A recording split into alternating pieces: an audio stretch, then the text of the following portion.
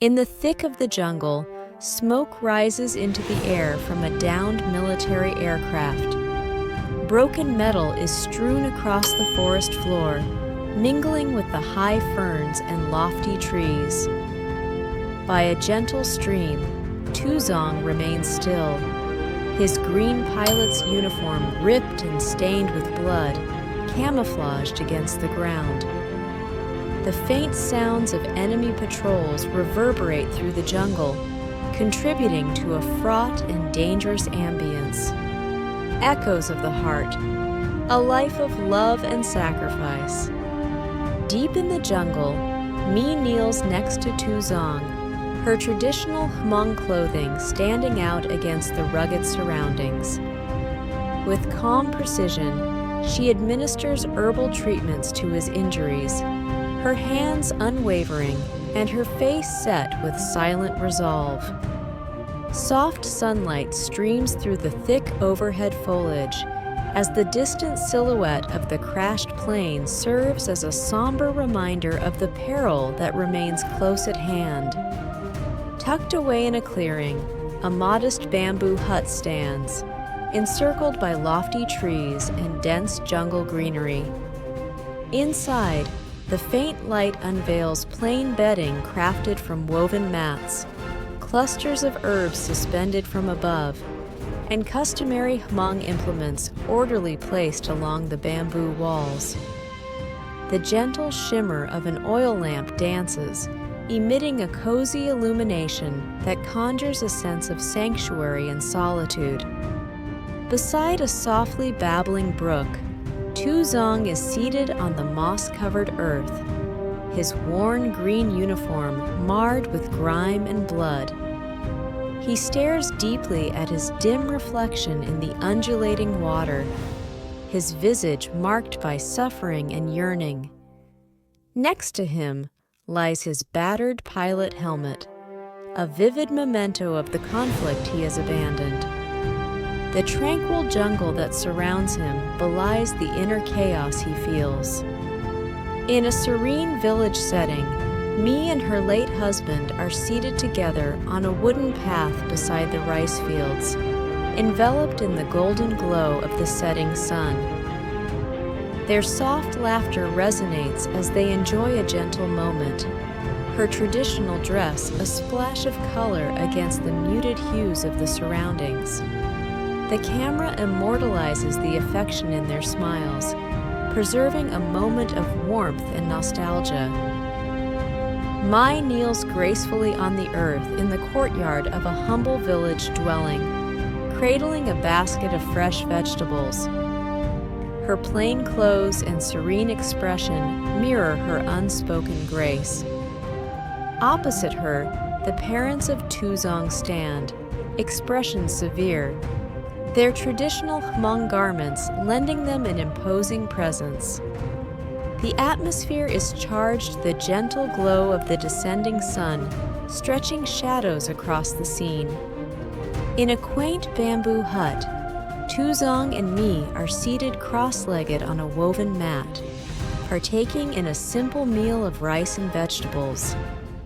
The fire's warm glow bathes their faces, highlighting their silent bond. Shadows play across the bamboo walls as the firelight flickers, and the jungle's ambient sounds create a tranquil yet vigilant atmosphere. Within the dense jungle, enemy soldiers advance with caution, rifles poised for action. Tension etches their faces, and their eyes dart through the shadows as they navigate the tangle of roots and vines. The lush foliage offers concealment and peril alike, with scant rays of sunlight piercing the thick canopy. The stillness is punctuated solely by the rustle of leaves under their boots and the subtle drone of wildlife in the distance. In the gentle glow of the late afternoon, Mai sits in solitude within her humble abode, her hand tenderly cradling her swollen belly. Her face is a canvas of silent concern and optimism as she peers through the window. The room, though simply furnished, radiates comfort, adorned with traditional Hmong decorations that lend a sense of warmth. Outside, the soft laughter of children playing intertwines with the whispering of the leaves. At the forest's edge, Mi stands with a delicate silver locket clasped in her hand, peering into the small photograph of her departed husband. The breeze tenderly stirs her traditional Hmong clothing as a look of longing and affection crosses her face. The trees around her appear to offer comfort, their foliage rustling quietly in this serene instant. Mi guides Tou Zong through the dense jungle, her decisive steps slicing through the thick underbrush. Tou Zong, trailing with a limp, grips his side, his complexion ashen from exertion. In the distance, the shadows of enemy soldiers loom, their voices hushed by the whispering leaves. The road ahead may be ambiguous, yet Mi's determination stands firm. Mai kneels before a modest altar in her home, lighting a stick of incense. With eyes closed and lips whispering silent prayers, she seeks Tou Zong's safety. The smoke spirals upward, blending with the dim light of a lone lantern. The room remains tranquil, punctuated only by the gentle crackling of the incense as it burns. Mi crouches in the underbrush, deftly throwing rocks to create a distraction. The enemy soldiers pivot, rifles at the ready, as their shouts pierce the jungle's quiet. This smart strategy diverts their attention, allowing for a stealthy retreat or a calculated counterstrike. From his hidden vantage point, Tou Zong watches in amazement, his face a mixture of fear and awe at her extraordinary courage. Mi lies on the forest floor, her breath shallow, her hand gripping the silver locket firmly. Her serene eyes lock with Tou Zong's for a final time, even as the shouts of enemies intensify in the distance. The jungle appears to pause, the moments stretching out, her sacrifice immortalized in the tree shadows. Tou Zong dashes through the jungle, branches lashing against his tattered uniform. Grief and determination mark his face, his breathing heavy yet unyielding. The shouts of pursuing soldiers fade behind him, as ahead, the first light of dawn pierces the thick canopy, promising a hint of hope. Weary and marked by his journey, Tou Zong staggers into his village at the break of dawn. Mai rushes toward him, her face streaked with tears of joy and relief. In the background, Tou Zong's parents observe the heartfelt reunion, their faces stoic and inscrutable as the village wakes to a serene morning. Tou Zong gently holds his newborn for the first time, his scarred hands quivering. The worn green fabric of his pilot's uniform stands in stark contrast to the baby's innocence, swathed in a plain blanket. As he looks down, his expression softens, capturing a fleeting moment of tranquility amid the turmoil he has faced. In the dim glow of their home, Tou Zong's parents engage in a heated argument with him, their tones laden with exasperation.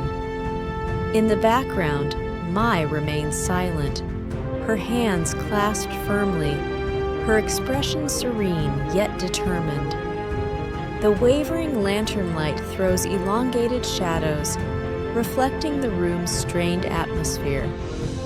Tou Zong sits in solitude, cradling Mi's weathered journal. As he turns the pages, fine handwriting and miniature sketches of jungle trails emerge.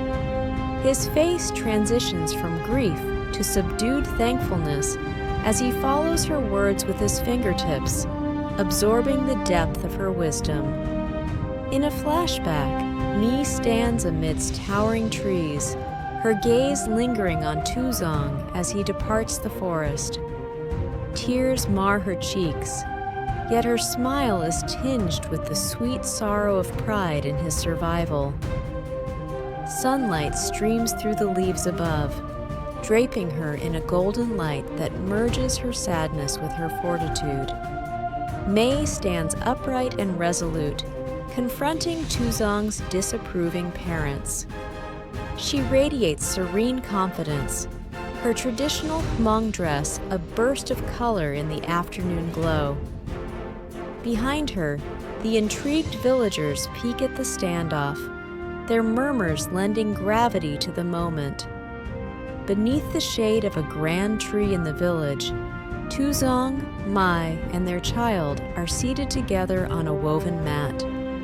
Their smiles suggest contentment, yet their eyes reveal a history of sorrow. In the background, the village is alive with activity. Children's laughter and the chatter of neighbors mark the dawn of a new chapter. Tou Zong sets Mi's silver locket on a modest altar within his dwelling, adjacent to her diary. Fresh blossoms encircle the keepsakes, while incense gently smolders, its tendrils of smoke rising. A candle's quivering flame casts a warm, solemn light over the altar, paying tribute to her memory. In a secluded part of the forest, Tou Zong kneels at Mi's grave, marked by a simple stone surrounded by wildflowers. His head is bowed, and his hands rest gently on the marker. Sunlight filters through the trees, casting a golden glow on the scene while the forest stays silent. Now aged, Tou Zong sits on the porch of his humble abode, observing the village children at play afar. Next to him lie Mi's journal and locket, mementos of his odyssey. His demeanor is serene, yet his eyes hold a hint of melancholy, contemplating the life he has led and the loved ones he cherishes.